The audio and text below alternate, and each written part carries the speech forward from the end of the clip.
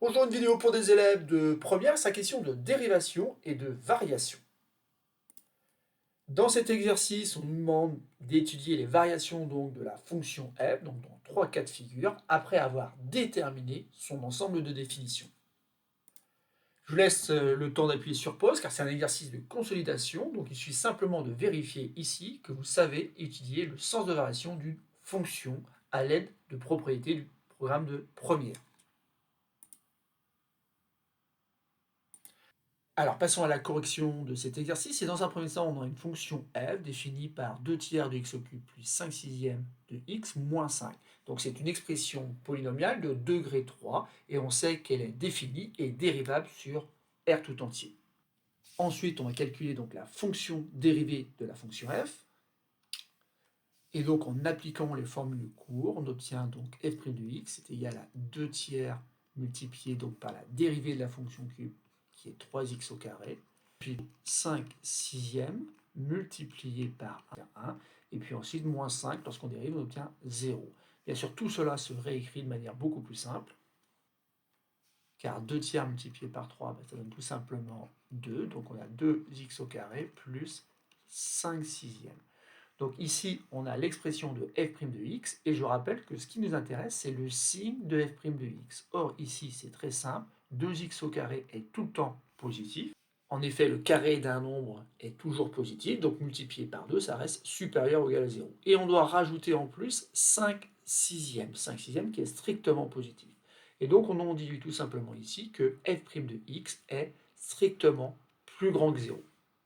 Or, on sait, d'après le cours, que si f' de x est strictement plus grand que 0, la fonction f est strictement croissante sur R. Ça y est, c'est déjà terminé, donc on a bien étudié le sens de variation de cette fonction. On peut donc passer au petit b, où cette fois-ci on a une fonction polynomiale de degré 4. Là encore, on a affaire à une fonction donc polynomiale, donc cette fonction bien définie et dérivable sur R tout entier. On va donc calculer la dérivée de la fonction f, et donc cette dérivée s'obtient en faisant 2 multiplié par la dérivée de x puissance 4 qui est 4x au cube, moins 3 multiplié par la dérivée de x au cube qui est 3x au carré. Et ici, une petite difficulté donc à surmonter, c'est que quand vous avez x au carré sur 2, c'est tout simplement 1 demi de x au carré. Et donc lorsqu'on dérive, donc on a 1 demi multiplié par la dérivée de x au carré qui est 2x plus 3 qui, lorsqu'on dérive, donne 0. Bien sûr, cette expression-là, on va l'écrire plus simplement. Ici, donc, on va avoir 8x au cube moins 9x au carré, et surtout 1 demi multiplié par 2, ça fait 1, donc ça fait plus x. Ça y est, on a l'expression donc de f' de x. Ce qui nous intéresse dans cette expression, c'est le signe. Donc il va falloir trouver un moyen d'étudier le signe de cette expression polynomiale de degré 3. Donc bien sûr, il n'y a aucune propriété dans la partie courte qui nous permet de le faire directement. Par contre, le bon réflexe ici, c'est de factoriser par x. En effet, ça se factorise en x facteur entre parenthèses de 8x au carré moins 9x plus 1. Et maintenant, on reconnaît donc un produit avec un premier facteur qui est tout simplement x et un deuxième facteur qui est une expression du second degré. Et ça tombe bien, on a une propriété dans la partie courte qui nous dit que cette expression est tout le temps du signe de 1, de 8, sauf éventuellement entre les racines de cette expression. Or, cette expression admet une racine évidente. Pourquoi je dis qu'il y a une racine évidente? Tout simplement parce qu'il a une valeur de x ici qui permet d'obtenir une expression égale à 0. En effet, si je remplace x par 1, ça fait 8 multiplié par 1 au carré, donc 8, moins 9 fois 1, donc moins 9, ça fait moins 1 et 1, ça donne 0. Donc 1 est une racine évidente. Et ensuite, il faut simplement se rappeler qu'on a des propriétés sur les racines d'une expression du second degré. Leur somme donne moins b sur a, et leur produit est égal à c sur a. C'est d'ailleurs ce produit-là que j'utilise, moi, pour déterminer la valeur de l'autre racine, qui est x2. En effet, le produit des racines, donc 1 multiplié par x2, est égal à c sur a. c, bien sûr, c'est 1. Et a, c'est le coefficient ici, 8, donc ça fait 1 huitième. Assez vite, on voit donc que x2 est égal à 1 huitième. On peut maintenant donc dresser un tableau qui va comporter plusieurs lignes. Ici, on a une première ligne avec x, on va avoir une deuxième ligne avec x, puis une ligne avec 8x au carré moins 9x plus 1. Ces deux premières lignes vont nous permettre de déterminer le signe de f' de x pour enfin obtenir donc le sens de variation de la fonction f. Et ici donc on a bien trois valeurs particulières, car l'expression x bien sûr s'annule en 0 et change de signe en 0. On a aussi donc les valeurs 1 et 1 huitième. Donc de l'ordre on a 0, 1 huitième et 1. Donc bien sûr l'expression x est négative lorsque x est inférieur à 0, donc ça s'annule en 0 forcément. Et après bien sûr x est positif. Pour l'expression 8x au carré moins 9x plus 1, on rappelle qu'elle est du signe de 8, sauf entre les racines 1 huitième et 1. Donc du coup ça fait plus, plus, moins, plus, et on a dit que ça s'annulait ici et là. Et donc maintenant on va pouvoir faire le signe de f' de x en utilisant tout simplement la règle des signes. Moins par plus donne moins, plus multiplié par plus donne plus multiplié par moins donne moins, et enfin plus multiplié par plus donne à nouveau plus. On a trois valeurs qui font que f' de x s'annule. On en déduit que dans un premier temps, la fonction f est décroissante, puis croissante, puis décroissante, puis à nouveau croissante, même strictement décroissante, etc. Donc l'image de 0, c'est pas très compliqué de remplacer x par 0 dans l'expression, ça fait donc 3. Remplacer x par 1, c'est pas trop compliqué non plus, puisque quand on remplace x par 1, ça fait 2, moins 3 plus 1 demi, ce qui fait en fait 5 demi. Bon, ce qui est un peu plus embêtant, c'est de remplacer x par 1 huitième. Et donc pour le coup, on prendra la calculatrice. Et on obtiendra la valeur qui n'est pas très simple, qui est 6149 sur 2048, qui vaut environ 3. C'est-à-dire qu'en fait ici, entre 0 et 1 huitième, la fonction est strictement croissante, mais on passe d'une image égale à 3 à une image égale à environ 3, un peu plus que 3, mais pas beaucoup plus. Néanmoins, tous ces résultats-là, bien sûr, il faut les vérifier à l'aide de la calculatrice graphique. Il suffit simplement de tracer la courbe qui représente la fonction f. Néanmoins, on a fait le travail, c'est-à-dire qu'on a bien étudié les variations de la fonction f. On peut donc passer au petit c. Alors cette fois-ci, on a une fonction rationnelle. Donc attention ici, cette fonction f n'est pas définie sur R tout entier. En effet, il y a des valeurs interdites, ce sont les valeurs qui annulent le dénominateur. Et bien sûr, x au carré moins 4 égale 0 équivaut à x au carré égale 4. Et d'après les propriétés de la classe de seconde, on sait que ça équivaut à dire que x égale 2, c'est vrai, mais aussi à x égale moins 2. On en déduit donc que la fonction f est définie sur R privé de ces deux nombres.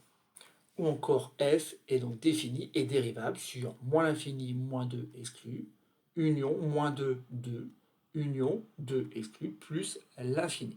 Maintenant, il va falloir calculer donc la fonction dérivée de la fonction f. Et là, il faut remarquer bien sûr que la fonction f s'écrit sous la forme u de x sur v de x. D'où les formules de cours qui nous permettent donc de calculer la fonction dérivée. Et notamment cette propriété qui dit que donc la fonction qui s'écrit u sur v est dérivable sur i, sur chacun des intervalles qu'on compose cet ensemble, et la dérivée s'écrit u'v moins uv' sur v carré. D'où la nécessité ici de bien expliciter u et v, et surtout de calculer u' et v'. Ici, u, bien sûr, c'est 1 moins x, et v de x, c'est x au carré moins 4. Ensuite, u' de x, ben, c'est bien moins 1, alors que v' de x, ici, c'est 2x. Maintenant, donc, on a tout sous les yeux pour réussir le calcul de la dérivée. Et donc, pour tout x de cet ensemble-là, r privé de moins 2 et 2, f' de x, donc on va le calculer en faisant u'v moins uv' sur v carré. Et donc u'v, ça devient donc moins 1 multiplié par x au carré moins 4, moins uv', donc c'est-à-dire 1 moins x multiplié par 2x. Et au dénominateur, donc on a v carré, autrement dit, x au carré moins 4, le tout au carré. Bien sûr, au numérateur, on va s'efforcer quand même d'écrire ça plus simplement en développant et en réduisant l'expression. Assez rapidement, donc on a moins x au carré plus 4, et dans la deuxième partie de l'expression, fais attention, on a un moins qui précède donc le produit, donc dans un premier temps, on a 1 multiplié par 2x, mais avec le moins devant, donc ça fait moins 2x. On a moins x à multiplier par 2x, ça fait moins 2x au carré, mais avec le moins, ça fait donc plus 2x au carré. Et au dénominateur, on ne touche pas, car ce qui nous intéresse ici, c'est le signe de f' de x, donc on n'a aucun intérêt à développer au dénominateur. Au numérateur, néanmoins, on peut réécrire ça de manière plus simple en écrivant x au carré moins 2x plus 4, le tout sur x au carré moins 4 au carré. Ça y est, on a obtenu une expression de f' de x. Peut-on, à l'aide de cette expression, déterminer le signe de f' de x? Clairement, c'est oui la réponse, puisqu'en fait, au dénominateur, on a une expression qui est au carré. Donc cette expression-là ne change pas de signe. Et d'ailleurs, on va pouvoir dire du coup que f' de x est du signe du numérateur. Et donc f' de x est du signe de x au carré moins 2x plus 4, qui est une expression du second degré, et dont on sait qu'elle est du signe de a, autrement dit ici du signe de a, sauf éventuellement entre les racines de cette expression. Donc ici, je fais quelques essais, j'arrive pas à trouver des racines évidentes, donc du coup, je n'ai pas d'autre choix qu'utiliser le discriminant. Donc b carré, ça devient moins 2 au carré, moins 4 fois a fois c, donc ça fait ici 4, 4 moins 16, ça fait moins 12. Donc c'est pas étonnant que je ne trouvais pas de racine ici pour l'expression, puisqu'en fait ici, le discriminant étant strictement négatif, on sait qu'il n'y a pas de racine. Et donc f' de x est tout le temps du signe de a, autrement dit tout le temps positif. Ça y est, on a le signe de la dérivée. Cette dérivée f' de x est tout le temps positive. Et donc on peut dresser donc le tableau avec ici une ligne avec les x. On n'oublie pas quand même les deux valeurs interdites pour f mais aussi pour f', c'est-à-dire qu'ici donc on va mettre des doubles barres. Ensuite, on a vu que la dérivée était positive, puis à nouveau positive, puis à nouveau positive. Et donc ici, on obtient quelque chose qui peut paraître un peu étrange. On a bien une fonction qui est strictement croissante, puis à nouveau strictement croissante, et encore à nouveau strictement croissante. Donc voilà ce qu'on obtient par les calculs, mais il est important dans ce genre d'exercice d'utiliser sa calculatrice graphique pour vérifier les résultats. C'est d'ailleurs ce que je vais faire pour terminer cette vidéo. Je vais donc demander à ma calculatrice graphique de tracer donc, les courbes qui représentent les trois fonctions de cet exercice. Donc ici, ce qui est intéressant, c'est que j'ai des couleurs et que donc je peux distinguer facilement les trois courbes. Donc la première courbe en bleu, ça correspond à la première fonction. Ici, je reconnais bien une fonction qui semble être strictement croissante, comme on l'avait démontré par le calcul. Ensuite, j'ai une fonction qui est en rouge ici, qui avait été donc par nos calculs décrite comme strictement décroissante, puis croissante, puis décroissante, puis croissante. Alors vous voyez ici la limite un petit peu de la représentation graphique, car on ne voit pas très bien ce qui se passe. Par contre, les calculs nous permettent de voir par le calcul que la fonction, bien sûr, change à plusieurs reprises de sens de variation. Et enfin, la dernière fonction, qui est représentée ici en vert, elle est bien strictement croissante de moins l'infini à moins 2, ça, il n'y a pas de souci. Elle semble être aussi strictement croissante de moins 2 jusqu'à 2. Et attention, la calculatrice semble relier deux portions de courbes comme cela. Or, nous, on sait que non. 2 étant une valeur interdite ici, la courbe se fait en relâchant le crayon et en reposant le crayon vers le bas pour continuer par ici. C'est donc terminé pour cet exercice. On a vérifié en effet nos résultats à l'aide de la calculatrice graphique.